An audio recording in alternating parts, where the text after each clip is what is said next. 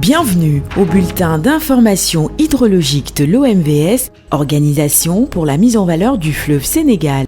La situation hydrologique au 5 août 2021 au niveau des principales stations du bassin du fleuve Sénégal se présente comme suit.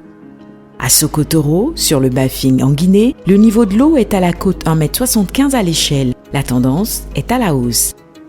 À Balabori, sur le Bafing en Guinée, le niveau de l'eau est à la côte 3,48 m à l'échelle. La tendance est à la baisse.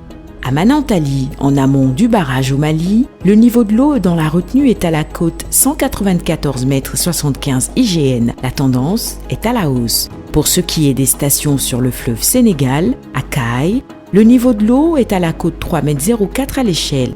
La tendance est à la hausse. À Bakel, le niveau de l'eau est à la côte 3,78 m à l'échelle. La tendance est à la baisse. À Matam, le niveau de l'eau est à la côte 3,68 m à l'échelle. La tendance est à la hausse. À Podor, le niveau de l'eau est à la côte 3,01 m à l'échelle. La tendance est à une légère hausse. À Richard Toll et Rosso, Mauritanie, le niveau de l'eau est à la côte 2,73 m à l'échelle. La tendance est à une légère hausse.